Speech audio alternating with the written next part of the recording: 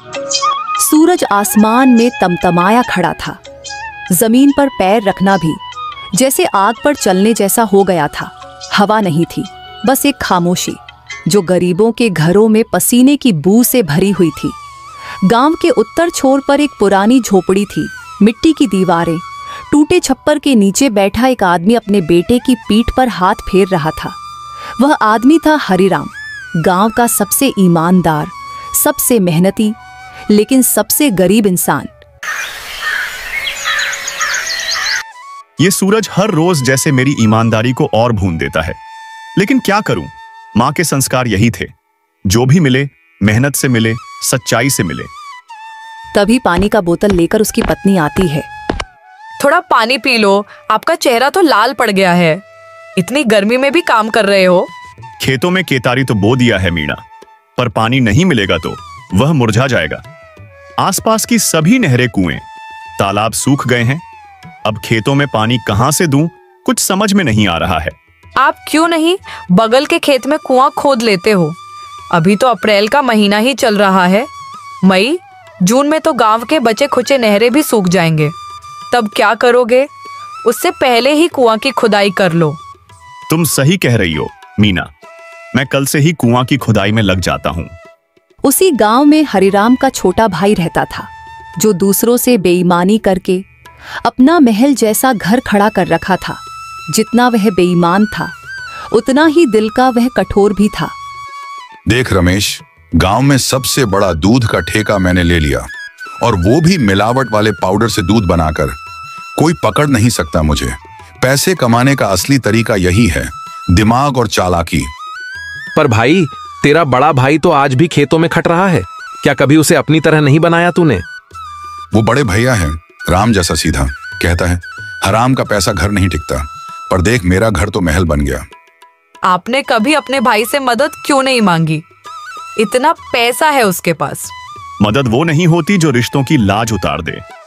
और वैसे भी मैं अपने बच्चों को सिखाना चाहता हूं कि पसीने की कमाई में जो मिठास है, वो झूठ के पैसे में नहीं।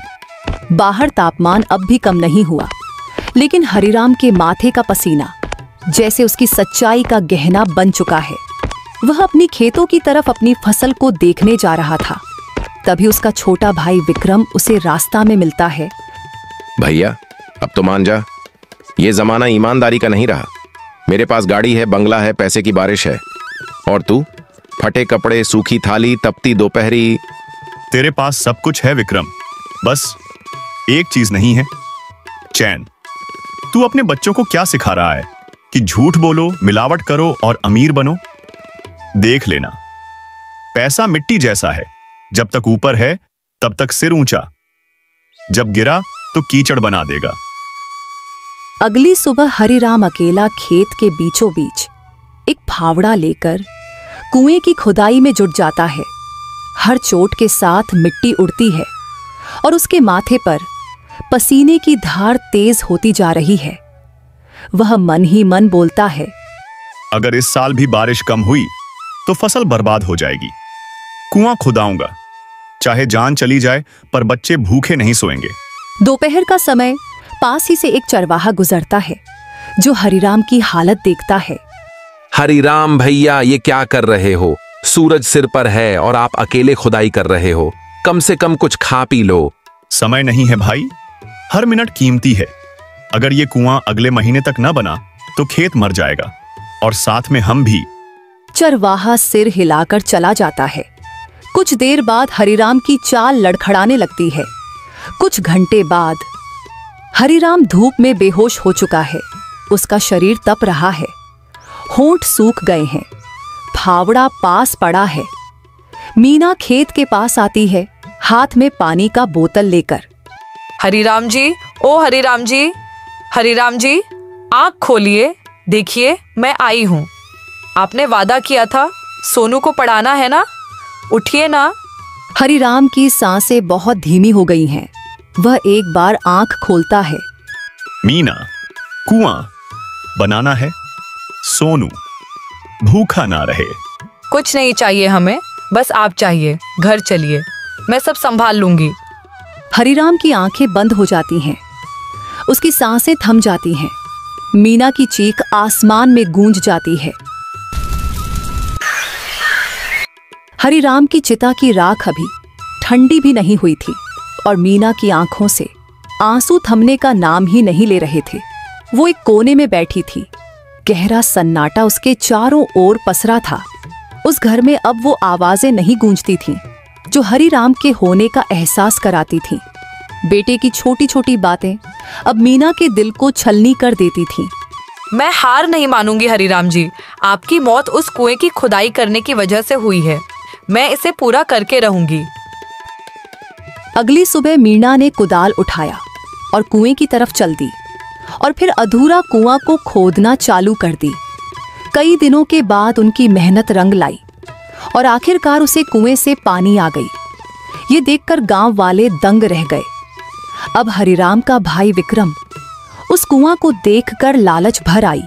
गीता, पानी की समस्या अब होते जा रही है। सारे तालाब कुएं सूख चुके हैं। गांव वाले पानी के लिए तरसने लगे हैं। अगर मैं पानी का व्यापार करने लगूं तो मेरी अच्छी कमाई होने लगेगी। पर आप पानी की व्यापार कैसे करोगे जी? पानी तो कहीं पर भी नहीं है। दूर दूर तक कुएं तालाब सूख पड़े हैं। अरे मूर्ख गीता, तुम्हें क्या पता नहीं है? मीना भाभी ने कुएं की खुदाई कर दी है और उसमें पानी भी निकल आई है। अब देखो मैं व्यापार पानी का कैसे करता हूँ। फिर विक्रम मीना का घर पहुंचता है और मीना से कहता है, भाभी, मुझे आपसे एक बात करनी थी। मुझे यह बात करते हुए खुद ही खराब लग रहा है। वे कुआं वाली जो खेत है, वह खेत बाबूजी ने मेरे नाम पर करके गए थे। शायद भैया ने आपको नहीं बताया होगा। विक्रम जी, अगर वह जमीन आपकी थी तो बंटवारे में आपने वह जमीन क्यों नहीं लिया? और भैया ने तो इस जमीन के बारे में मुझे कुछ बताया भी नहीं। मुझे भरोसा नहीं है कि वह जमीन आपका है। देखिए मीना भाभी, भैया की गरीबी की स्थिति को देखकर मैंने वह जमीन भैया को रखने को दिया था, पर अब वह जमीन मुझे लेना पड़ेगा। अगर आपको भरोसा नहीं है तो मैं कागज अपने साथ लेकर आया हूं, देख लीजिए। मैं तो इतना पढ़ी लिखी नहीं हूँ, पर मैं यह कागज आज रख लेती हूँ और कल सुबह ही मैं मुखिया जी के पास जाऊंगी और इस कागज को दिखाऊंगी। ठीक है मीना भाभी, जैसी आपकी इच्छा। ऐसा कहकर विक्रम वहां से चला जाता है और अगली सुबह होते ही मीना कागज को लेकर मुखिया जी के पास जाती है। पर वह इस बात से बिल्कुल अनजान थी कि मुखिया जी भी विक्रम से पैसा लिए हुए थे। मुखिया जी, यह कागज देखकर बताइए कि इस कागज पर क्या लिखा है। मीना, इस कागज पर यह लिखा है कि जिस खेत में तुमने कुएं की खुदाई की है वह खेत विक्रम का है। फिर मीना बड़ी उदास मन से वह कागज लेकर घर आ जाती है और आंखों में आंसू भरे अपनी मेहनत वाले कुएं विक्रम के हवाले कर देती है। और उधर विक्रम खुशी खुशी वह पेपर लेकर घर आ जाता है। अब देखो गीता, मैं पानी का व्यापार कैसे करता हूँ। गांव वाले बूंद बूंद पानी के लिए तरस रहे हैं। मेरे जैसे को कहते हैं दिमाग वाला। दिमाग वाला नहीं कहते हैं, इसे कहते हैं बेईमान वाला।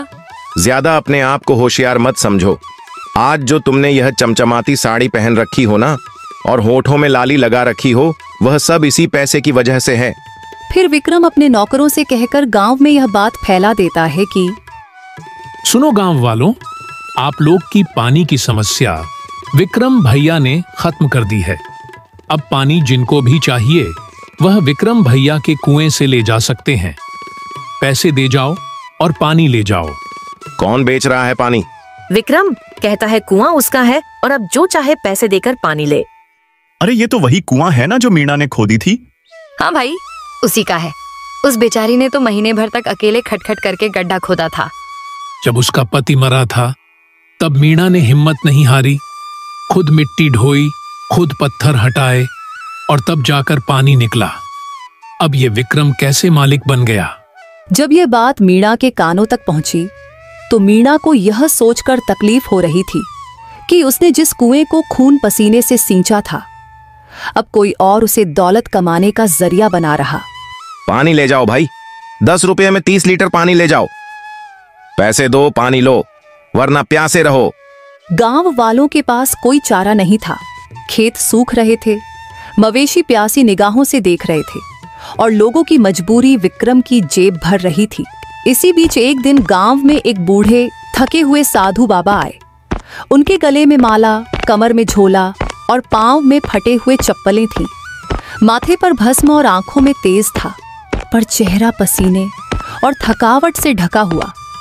बाबा सीधे विक्रम के कुएं के पास पहुंचे। बेटा, बड़ी प्यास लगी है, एक लोटा पानी दे दो, भगवान भला करेगा। बाबा, भगवान भला तभी करेगा जब उसके पास पैसे होंगे।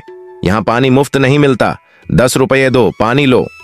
मेरे पास कुछ नहीं है बेटा, बस एक लोटा पानी चाहिए। तो जा बाबा, बिना पैसे के पानी नहीं मिलेगा। यहाँ दया धर्म नहीं चलता। बाबा का चेहरा उतर गया। वो चुपचाप वहां से चले गए। फिर वो अगले घर पहुंचे। बहन, एक लोटा पानी दे दो, बड़ी प्यास लगी है। माफ करना बाबा, अब तो हम खुद खरीद कर पीते हैं, तुम्हें कैसे दें। बाबा और आगे बढ़े। तीसरे घर गए, वहां भी वही जवाब मिला, पैसे दो, पानी लो। थके हुए पांव और टूटी हुई उम्मीदों के साथ बाबा अब गांव के सबसे गरीब घर की ओर बढ़े। वो था मीणा का घर। उसके पास कुछ भी नहीं था, लेकिन दिल सोने जैसा था। मीणा अपनी झोपड़ी में सूखी रोटी सेंक रही थी। बाबा उसके पास पहुंचे। बेटी, एक लोटा पानी मिलेगा क्या? बहुत प्यासा हूं। मीणा ने बिना एक शब्द बोले अपनी टूटी बाल्टी उठाई और घर के कोने में रखे घड़े से आखिरी पानी लाकर बाबा के सामने रख दिया। बाबा, ये लीजिए, हमारे पास बहुत नहीं है, लेकिन जो है वो आपका है। बाबा ने कांपते हाथों से पानी लिया, पिया और आंखें बंद करके आकाश की ओर देखा। बाबा थोड़ी देर आंखें बंद करके कुछ मंत्र बुदबुदाते हैं, फिर अपना झोला खोलते हैं। झोले से एक छोटा मिट्टी का मटका बाहर निकालते हैं, जो लाल कपड़े से ढका होता है। बेटी मीणा, तूने सच्चे दिल से एक प्यासे को जल पिलाया है। ये मटका मैं तुम्हें आशीर्वाद स्वरूप देता हूँ। नहीं बाबा, मुझे यह मटका नहीं चाहिए। मैं यह मटका रखकर क्या करूंगी? घर में कुछ सामान नहीं है, तो यह खाली पड़ा रहेगा। बेटी, यह मटका सबको नहीं मिलता। जो ईमानदार और दूसरों की भलाई करता है, उसे ही मिलता है। ये साधारण मटका नहीं है। ये मटका मेरी साधना का फल है। इससे जो भी मांगोगी सच्चे दिल से वो मिलेगा।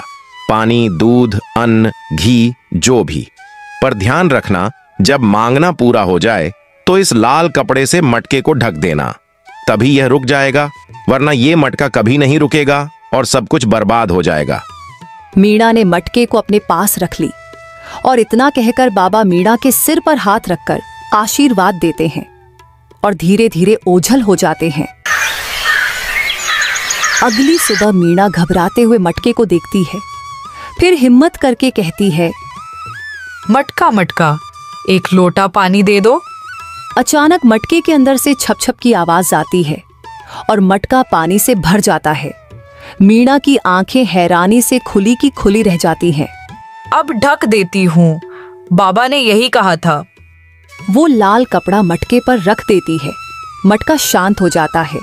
अब रोज मीणा जरूरत के अनुसार कुछ मांगती, दूध, आटा, दाल, और मटका हर बार उसे वहीं देता।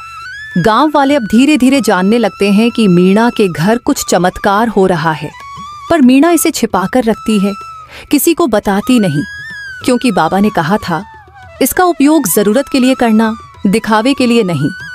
कुछ महीने बाद अब मीणा का घर पहले जैसा नहीं रहा। टूटे फूटे आंगन की जगह अब पक्की ईंटों की फर्श है। जहां पहले एक खाली कोना था, अब वहीं एक बड़ा सा राशन की दुकान सजा है। आटा, चावल, तेल, मसाले, दाल, साबुन, सब कुछ। गांव वाले अब लाइन लगाकर आते हैं। मीणा बहन, जो सामान तुम देती हो वो तो सेठ की दुकान से भी सस्ता और बढ़िया होता है। ये सब भगवान की कृपा है राधा बहन। मीणा बहन, तुम्हारे पति बहुत ही ईमानदार इंसान थे और तुम्हारे देवर विक्रम उतना ही बेईमान। इसलिए देखो, विक्रम का व्यापार ठप हो गया है। बेईमानी का फल जरूर मिलता है और ईमानदारी का फल में देर है, पर अंधेर नहीं। यह सब औरतों की बातें खड़ा होकर विक्रम सुन रहा था और फिर उसे मीना से जलन पैदा हो गया। वह सोचने लगा कि आजकल मीना भाभी के बहुत चर्चे हो रहे हैं और मेरा मजाक उड़ाया जा रहा है। क्यों ना हम मीना भाभी की दुकान में ही आग लगा देते हैं। ना रहेगा बांस और ना ही बजेगी बांसुरी।